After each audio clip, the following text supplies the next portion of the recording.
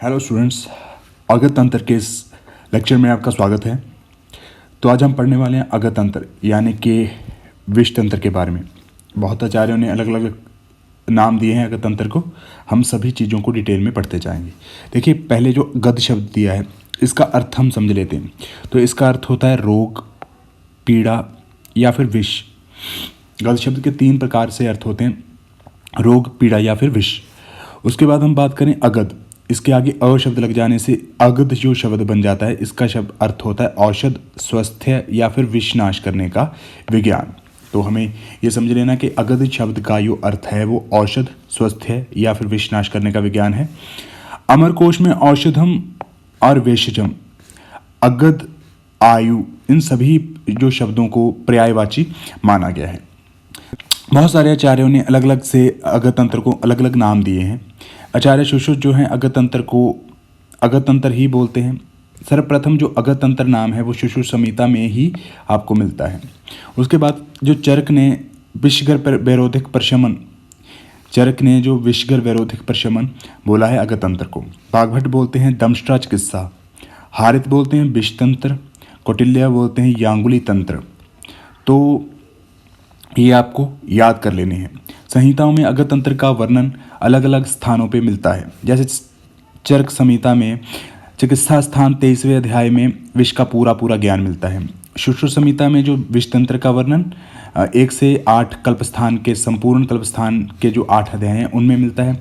यहाँ से हम कल्पस्थान के नाम भी देख सकते हैं। देखिए, पहला जो अध्याय है अन्नपान रक्षा कल्प, स्वस्थावर विश्व विज्ञानीय, जांगम विश्व विज्ञानीय, सर्पदष्ट विश्व विज्ञानीय, सर्पदष्ट विश्व चिकित्सीय, दुंदुभि विश्व, सुनीय कल्प, मूषिक कल्प और कीट कल्प। तो यहाँ से आपने 8 अध्याय एक बार देख लेने हैं, इनको याद करने की ज़रूरत नहीं है। अष्टांग संग्रह है जो, उसके उत्तर तंत्र 40 से 48 अध्यायों में विष तंत्र का वर्णन मिलता है। अष्टांग हृदय में 35 से 38 जो अध्याय हैं उत्तर तंत्र में, उनमें विष का वर्णन मिलता है। और जो काश्यप हैं वो सर्वविधि विष प्रतिपादिक अध्याय में विष का वर्णन करते हैं। तो ये कुछ रेफरेंस हैं जो ज़्यादा इंपॉर्टेंट नहीं है, पर लेकिन पढ़ने की दृष्टि से थोड़ी से इंपॉर्टेंट थे, इसीलिए इनको नोट्स में शामिल किया गया है। विश्व उत्पत्ति के बारे में जो पुरानी कथाएं हैं, ये देखिए, समुद्र मंथन से अमृत की उत्पत्ति हुई थी। तो आपको पता है समुद्र मंथन से उत्पत्ति हुई थी अमृत की, और उसके साथ साथ विष की उत्पत्ति हुई थी। और जो विष था उसको भगवान शिव ने पान कर लिया था। और जब वो विष का पान कर रहे थे, कुछ बूंदें इसकी धरती पे गिरी, और जो बूंदें धरती पे गिरी उसी से स्थावर और जांघम 2 प्रकार के जो विषैले जानवर या फिर विषैले पौधे पैदा हुए।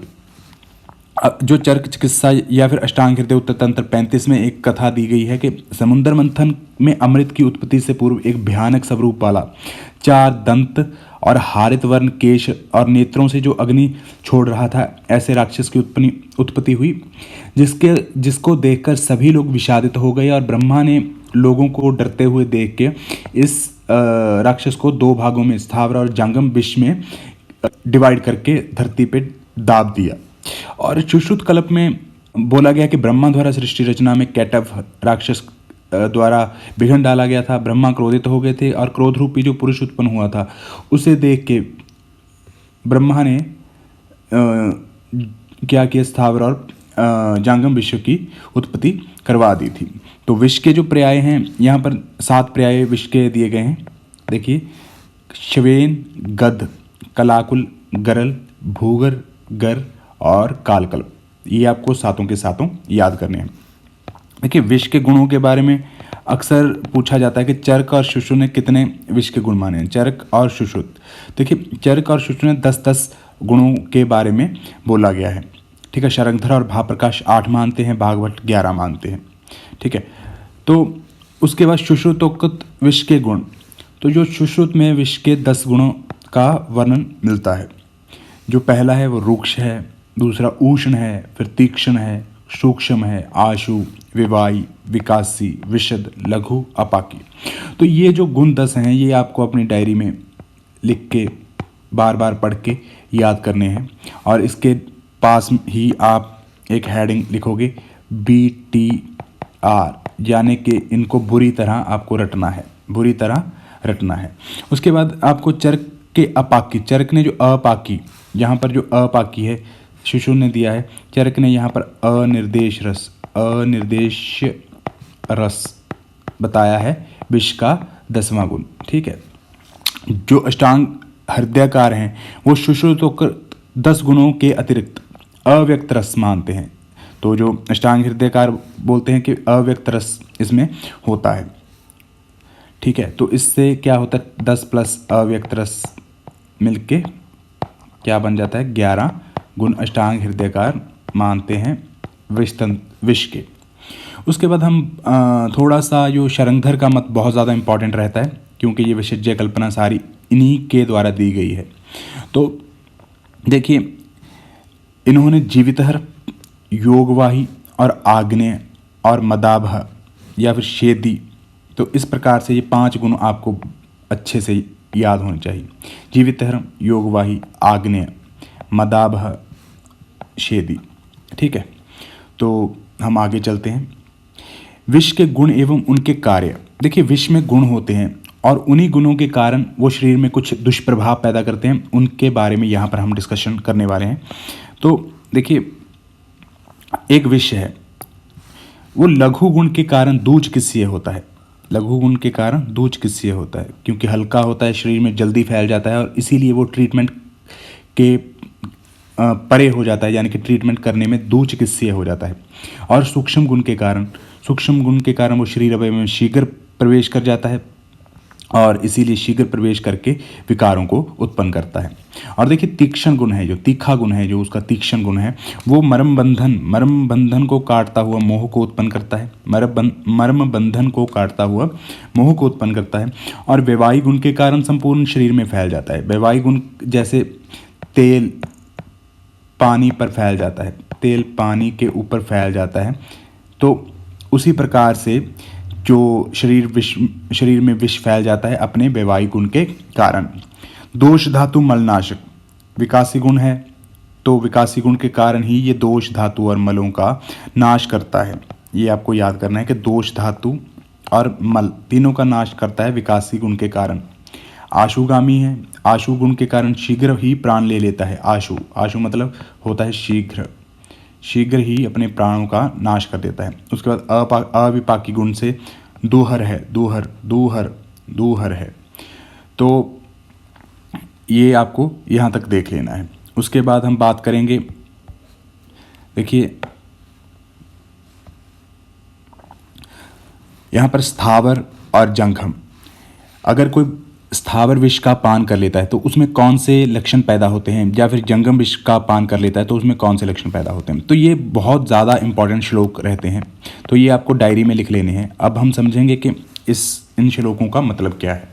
देखिए, स्थावर विष का अगर कोई पान कर लेगा, यानी कि कोई ऐसा पौधा खा लेगा जिससे जो कि विषैला हो, तो उसमें क्या होगा, ज्वर, हिक्का, दंतहर्ष, गलग्रहण, ज्वर, हिक्का, दंतहर्ष, गलग्रहण।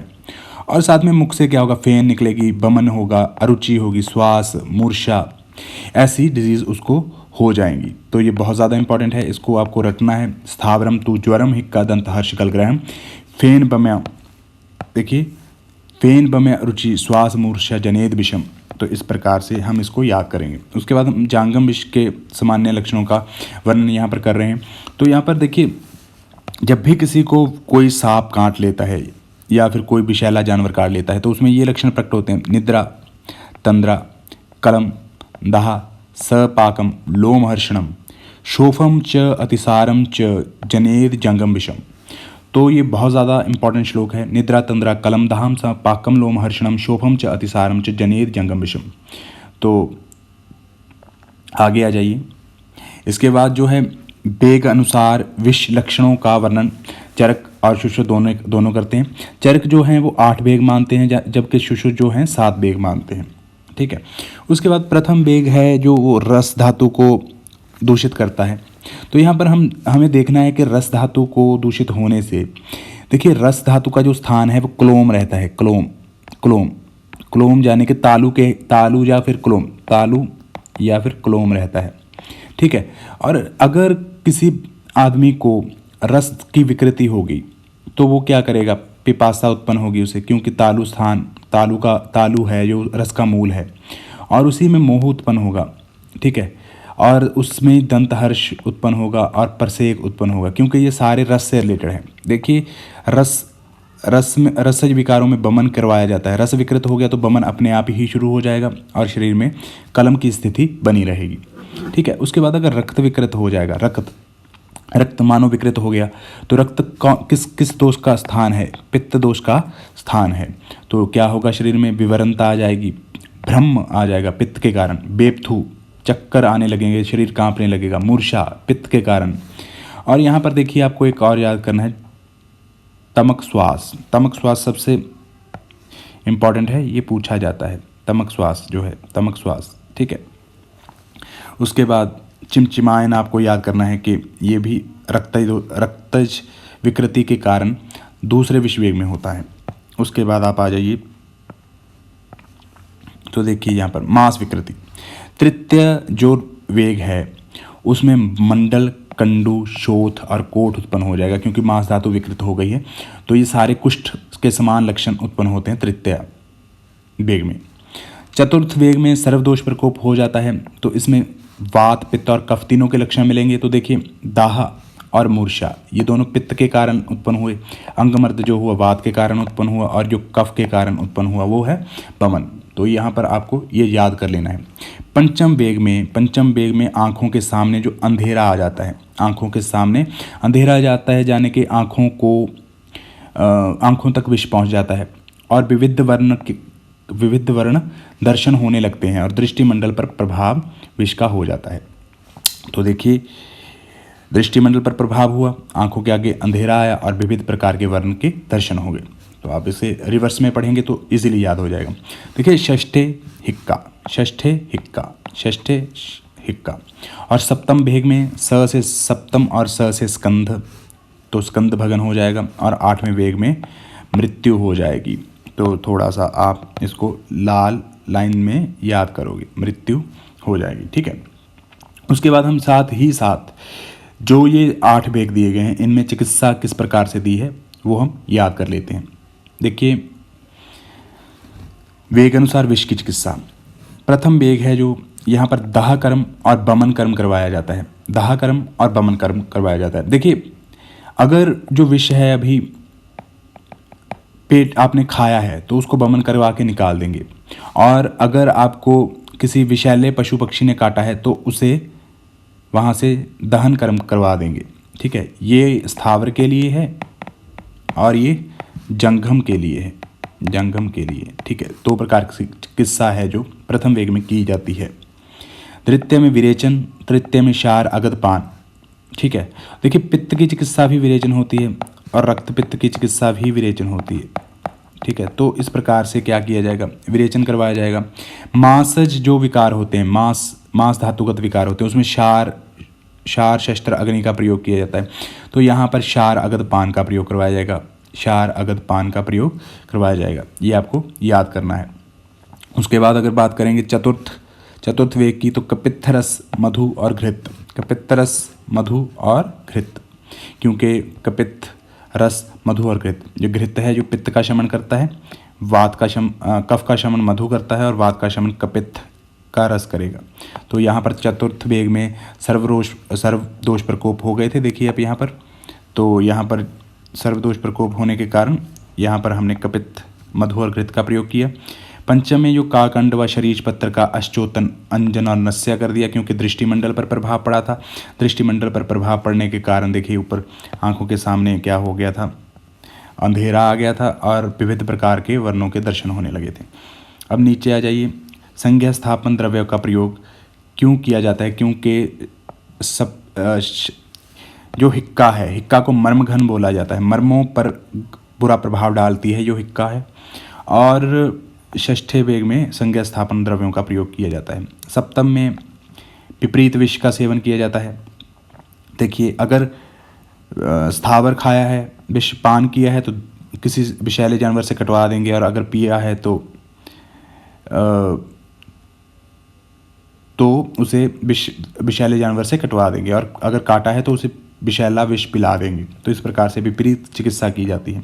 अष्टम वेग में प्लाश बीज चूर्ण मयूर पित्त का प्रयोग किया जाता है। प्लाश बीज चूर्ण और मयूर पित्त का प्रयोग, इसको कैसे याद करोगे? प्लाश फॉर पी और पित्त दोनों पी हैं, और अष्टम वेग में दोनों पी और पी, प्लाश बीज और जो मयूर के पित्त का प्रयोग किया जाता है। इसके बाद हम बात करते हैं सुश्रुत के बारे में। देखिए सुश्रुत बोलते हैं कि पहले वेग में जब कोई बंदा विष पान करता है तो उसे जड़ता, श्यावता, मूर्छा और श्वास पीड़ा हो जाती है। ये आपको रटना है, BTR लिख लो, इसको बुरी तरह रटना है। और सेकंड वेग में कंपन, शिथिलता, दाह और गले में पीड़ा, हृदय वेदना हो जाती है, क्योंकि स्टमक में चला जाता है। तो उस प्रकार से ईसोफेगस और ये आपका पेट जलने लगता है, जिसके कारण दाह, गले में पीड़ा और हृदय वेदना हो जाती है। चलिए यहाँ तक हमको समझ आ गया। उसके बाद हम बात करेंगे, देखिए तीसरे वेग को कैसे याद करना है। इसको याद रखने का तरीका ये है कि 3 से 3 और तीसरे में त से 3 और 3 से त से तालु। और 3 कैसे डालते हैं हम? ऐसे 3 का आकार ऐसे होता है, तो अमाशय शूल इस प्रकार से। और साथ में हम एक नेत्र ड्रॉ कर लेंगे, तो नेत्र विवर्ण और शोफ युक्त हो जाते हैं। ठीक है, यहाँ तक आपको क्लियर हो जाना चाहिए। उसके बाद हम अगर बात करें चतुर्थ वेग में, जो है वो पक्वाशय में विष चली जाती है। पक्वाशय में जब विष चली जाएगी आपके, तो देखिए पक्वाशय है ऐसा, इंटेस्टाइन है आपकी ऐसी, ठीक है। तो इसमें अगर चले जाएगी तो पक्वाशय में पीड़ा होगी। यहाँ से अगर ऊपर गैस उठता रहेगा तो हिक्का आएगी, और साथ ही साथ कास की उत्पत्ति होगी, और आंतर में कुंचन होगी, क्योंकि पक्वाशय में आपके विष चला गया और उसके कारण ये सब चीज़ें पैदा हो रही हैं। और अगर ऊपर को गैस उठेगी तो साथ में सिर में भारीपन भी पैदा होगा। तो ये आपको इस प्रकार से समझना है। पंचम वेग में क्या है? सर्वदोष प्रकोप बोला है सुश्रुत ने, सर्वदोष प्रकोप बोला है। इसी के कारण से कफ से कफ पर से हो रहा है, पित्त के कारण विवरणता, बात के कारण परभेद और पक्वाशय में पीड़ा हो रही है। तो इसको आपको समझना है, ठीक है। और षष्ठे वेग में बुद्धि व प्राणनाश और तीव्र अतिसार बोला है। बुद्धि प्राणनाश और तीव्र अतिसार। और सप्तम वेग में स्कंद पृष्ठ कटी भगन, यहाँ पर 3 चीज़ों का भगन बोला है, स्कंद पृष्ठ कटी भगन और श्वास अवरोध के कारण जो मृत्यु हो जाती है। यहाँ पर चिकित्सा देख लेंगे। जो पहले वेग में है बमन, प्रषेक, मधु व घृत से अगदपान, दूसरे में बमन व विरेचन, तीसरे में अगद, नस्य, अंजन। तीसरा वेग है और 3 ही चिकित्साएं बताई हैं, अगदपान, नस्य और अंजन। चौथे वेग में देखिए हमने देखा था कि वात के कारण सारा कुछ हो रहा है, पक्वाशय में पीड़ा, हिक्का, कासांतर, कुंचनम। तो वात के कारण हो रहा है, तो इसलिए स्नेह देंगे, स्नेह मिश्रित अगद दे देंगे। और जो पंचम वेग में है वो मधुचेष्टि, जो कि त्रिदोषहर है। सुश्रुत ने 5वें वेग में त्रिदोष का प्रकोप लिखा हुआ है, तो मधुचेष्टि, मधु और अगद का प्रयोग करवाया है, तो त्रिदोषहर हो गए। और जो 6th वेग था उसमें तीव्र अतिसार बताया था, तो इसीलिए अतिसार हर चिकित्सा बोली है। और अपीड का नस्य बोला है, और काकपत और अपीड मास का प्रयोग यहाँ पर किया गया है। अष्टांग संग्रहकार ने अलम्बायन ऋषि के अनुसार 7 वेगों और 7 आश्रय बोले हैं। कौन कौन से हैं अष्टांग संग्रहकार के अनुसार वेगों के आश्रय? रक्त, मांस, वसा, स्नायु, अस्थि, मज्जा और शुक्र। ये आपको देख लेना है एक बार, ठीक है। चतुष्पाद, देखिए जो एनिमल्स होते हैं, एनिमल्स यानी कि पशु होते हैं, उनमें 4 वेग विष के आते हैं, जबकि मनुष्यों में 8 आते हैं और पक्षियों में 3 आते हैं। चतुष्पाद में प्रथम वेग में अवसाद और ब्रह्म होता है, द्वितीय में बेपथु, तृतीय में शून्यता, मंद आहारो, यानी कि खाना पीना पशु बंद कर देता है। और चतुर्थ वेग में श्वास अवरोध होकर मृत्यु हो जाती है। ये आपको याद करना है। देखिए पहले वेग में आप A और B लिखोगे, दूसरे वेग में B लिखोगे, तीसरे में S लिखोगे, शून्यता, मंद आहार, और चौथे में तो श्वास अवरोध के कारण मृत्यु हो जाती है। देखिए अवसाद और भ्रम, और दूसरे में बेपथु, तीसरे में शून्यता, मंद आहार और श्वास अवरोध से मृत्यु। तो यहाँ तक आपको याद हो जाना चाहिए। प्रथम वेग में ध्यान, अगर हम पक्षी की बात करेंगे तो पक्षी में प्रथम वेग में ध्यान और चिंता युक्त हो जाएगा। पक्षी ध्यान और चिंता युक्त हो जाएगा, तो ध्यान। दूसरे वेग में प्रभ्रम्यति, और तीसरे वेग में शिथिल होके मृत्यु को प्राप्त कर लेगा। तो ये इसको ऐसे याद करोगे आप। यहाँ तक आपको कोई भी डाउट हो तो आप पूछ सकते हो, और अगर आपको हर चीज़ समझ आई है तो इसके नोट्स आप ले सकते हो, या फिर आप यहीं से अपने नोट्स तैयार कर सकते हो। बने रहिए आयुर्वेदिक क्लासरूम के साथ। धन्यवाद दोस्तों।